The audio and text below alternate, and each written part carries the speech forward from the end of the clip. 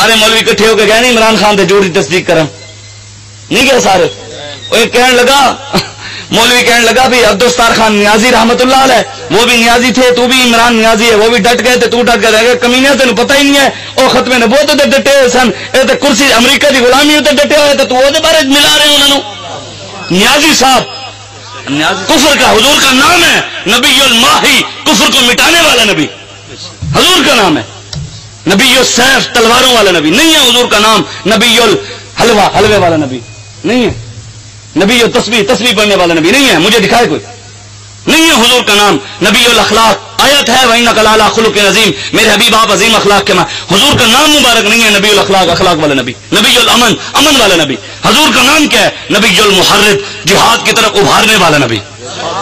نبی القتال کافروں کی گردنیں اتارنے والا نبی. پوری دنیا میں مسلمانوں کی گردنیں کافریں اتار رہے ہوں اور ہم امن کی باتیں کریں. حضور نے فرمایا جب میری امت جہاد چھوڑ دے گی ذلیل ہو جائے گی. ذلیل ہو نہیں رہے ہیں کوئی عزت نہیں ہے. جس علاقے میں دیکھیں جتھے وڈیرا بیٹھا ہے بس وہ اپنی وڈیرے پن چلا رہا ہے. کوئی غریب ہوتی آنکھیں جاگ پاوے تھانے کوئی ان کی آنکھوں میں آنکھیں ڈال لیں. میں کہ اسی کسی دے کانے نہیں کوئی ہوئے گا کانا اسی صرف رسول اللہ دے غلام ہاں. ہماری گردنیں کسی کے آگے نہیں جھکتی. ہماری گردن اسی کے آگے جھکتی ہے. جب ہم اس کے آگے جھکتے ہیں وہ ہمیں کسی اور کے آگے نہیں جھکنے دیتا.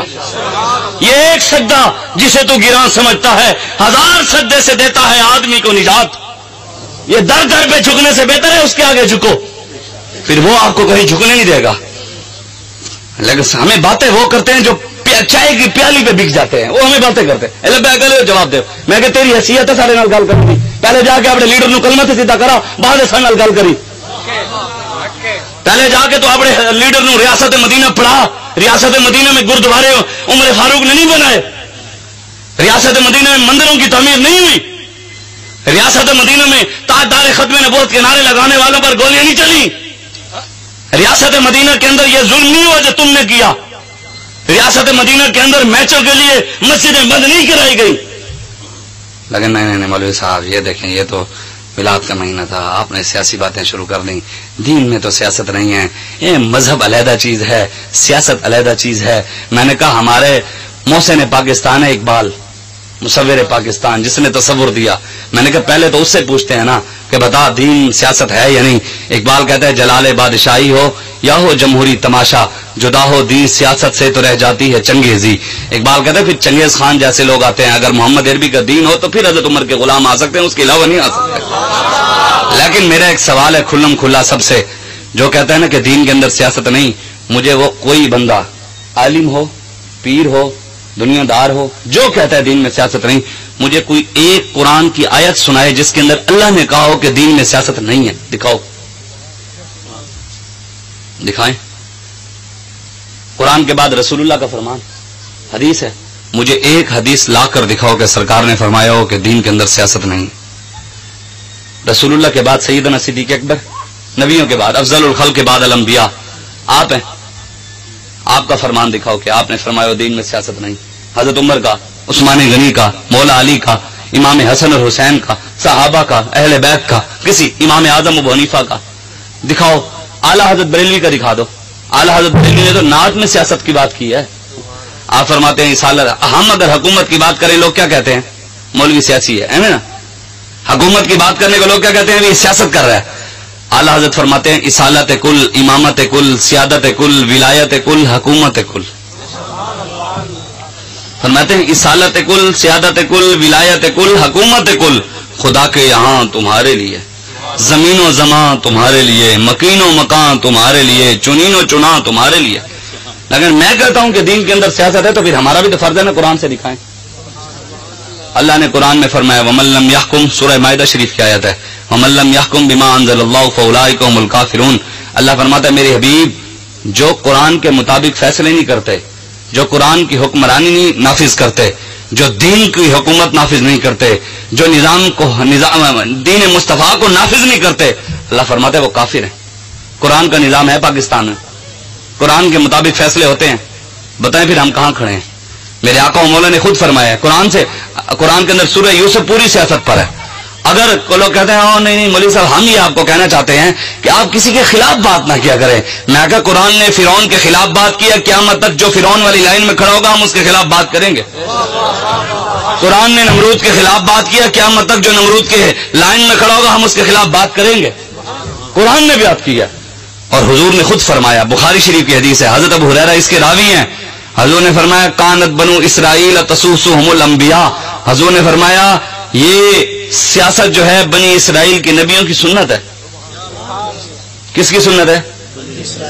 بنی اسرائیل کے نبی سیاست دان تھے, حضور نے فرمایا. اور حضور نے فرمایا نبیوں کے وارث کون ہیں؟ علماء. ایک دن پی ٹی آئی والا بول نیوز سے بہ کے کہہ رہے ہوئے سیاست پیغمبروں کا شیوا ہے. میں کہ پیغمبروں کے وارث تے اسی ہیں, تو کہ بھی لینے جائیں پھر دیں. میں کہ تو خود منہ چکا. حضور نے فرمایا بنی اسرائیل کے نبی سارے سیاستدان تھے, میری امت کے علماء بھی انہی نبیوں کی طرح ہوں گے. انہوں نے سیاست کی تھی, یہ بھی کریں گے.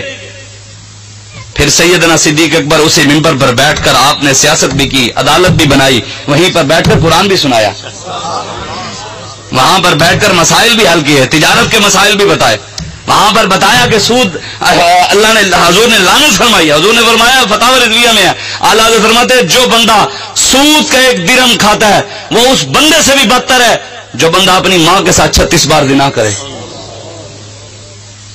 او تو لے کے تھلے تک سارا سود کا کاروبار چلا رہے ہیں, کرنٹ پاکستان رحمت کی. یہ اٹھنا پڑنا ہے آپ کو. یہ نہ ہو, امام حسین نے فرمایا تھا میدان کربلا میں, آپ نے فرمایا تھا اگر ایسا وقت آ جائے ظالم حکمران تمہیں سر نہ اٹھانے دیں اور دین اس وقت تمہیں سر جھکانے نہ دے, امام حسین نے فرمایا تیسرا راستہ گردن کٹوانے کا ہے. گردن کٹوا دینا, ظالموں کے سامنے سر نہ جھکانا. ہم سر جھکانے والوں میں سے نہیں, ہم اٹھانے والوں میں سے ہیں. لیکن سر ان کے جو ظالم ہیں, جو اللہ اور اس کے رسول کا غلام ہے, اس کے سامنے ہم ایسے کریں, اس کے سامنے ہم جس کو بھی ہو. میں جو حدیث سنا رہا تھا, حضرت حذیفہ فرماتے ہیں حضور نے فرمایا مستقبل میں حکمران آئیں گے, وہ جھوٹ بولیں گے, وہ ظلم کریں گے, جو ان کے جھوٹ کی تصدیق کرے گا. جھوٹ کی سارے مولوی اکٹھے ہو کے گئے نہیں عمران خان تھے جھوٹ کی تصدیق کریں, نہیں گئے سارے. ایک کہنے لگا, مولوی کہنے لگا بھی عبدالستار خان نیازی رحمت اللہ علیہ, وہ بھی نیازی تھے, تو بھی عمران نیازی ہے, وہ بھی ڈٹ گئے تھے, تو ڈٹ گئے. اگر کمینہ تینوں پتہ ہی نہیں ہے وہ ختم نبوت تے ڈٹے ہوئے سن, یہ کرسی امریکہ کی غلامی تے ڈٹے ہوئے تھے, تو وہ بارے ملا رہے انہوں. نیازی صاحب رحمت اللہ علیہ نا, باوری رحمت اللہ علیہ فرماتے تھے, سناتے تھے کہ نیازی صاحب جب پگڑی پہنتے تھے نا تو آپ کی پگڑی کا ترا جو تھا نا وہ کھڑا ہوتا تھا, مایا لگا ہوا ترا. تو آپ مکے گئے نا طواف کعبہ کرے تو آپ کا امامہ شریف آپ کے سر پر اور ترا اٹھا. لوگوں نے کہا بھی حضور تسی اتنے تے آئے ہو, مدینے سے ادب والی جگہ تے اے ترا جڑا ہے یہ تکبر دی علامت ہے, تے حضور تسی مدینے جو جانا ہے تے پھر ترے نال مناسب تے نہیں. تے عبدالستار خان نیازی نے فرمایا اے جلیا اسی جدو نیازی نے مدینے جانا ہے نا تے مدینے جا کے تے جو نیازی جھکے گا تے ترا بھی جھکی جائے گا.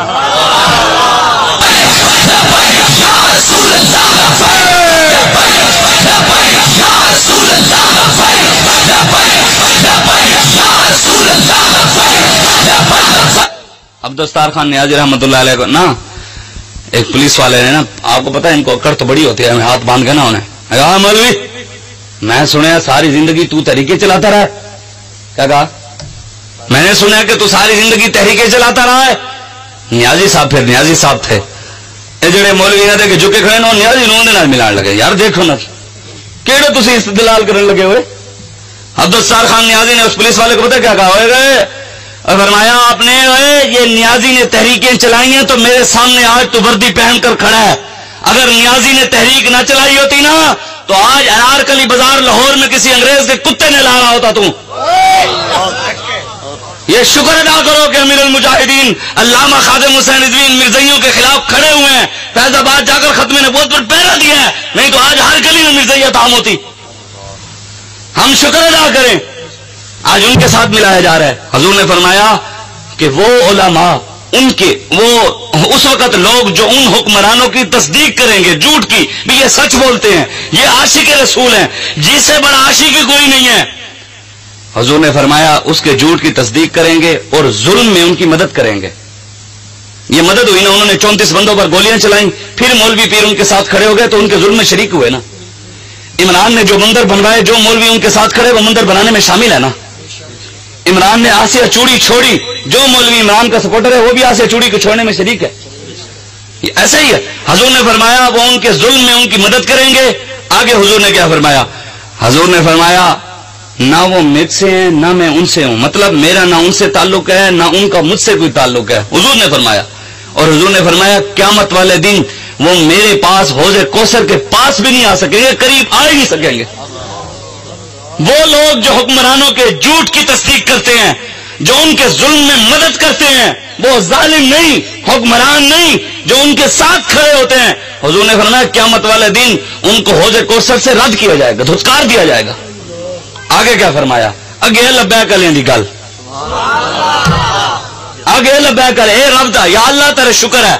आला हजरत बरेलवी रहमतुल्लाह ताला अलैह, आपने फतावा रिज़विया के अंदर लिखा है, आपने लिखा है कि अल्लाह तबारक व तआला ने अज़ल में लिखा हुआ था कि अहमद रजा का कलम चलेगा, अहमद रजा किताबें लिखेगा, अहमद रजा शेर लिखेगा, अहमद रजा शेर लिखेगा, किताबें लिखेगा, कलम चलाएगा। आप फरमाते हैं उसी के अंदर आप आ कहते हैं या अल्लाह तेरे शुक्र है, तूने अहमद रजा का कलम चलवाया तो अपने हबीब की शान के लिए चलवाया है। या अल्लाह तेरे शुक्र है, तूने अहमद रजा का कलम चलाया तो अपने हबीब की नातों के लिए चलवाया।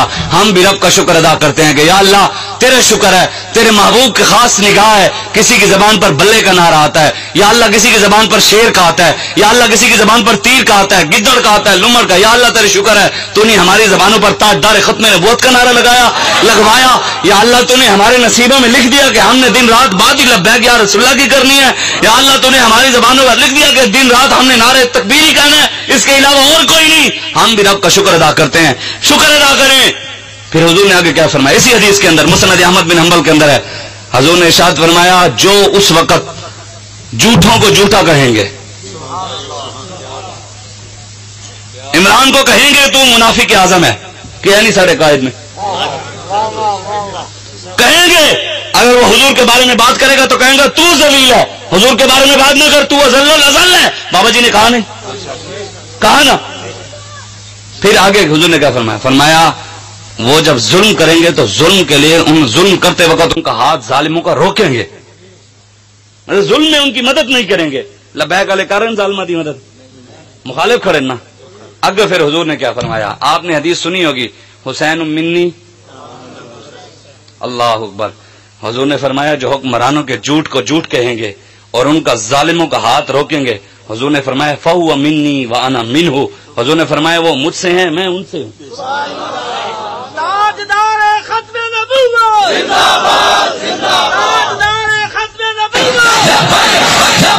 या रसूल अल्लाह लब्बैक या रसूल अल्लाह लब्बैक या रसूल अल्लाह लब्बैक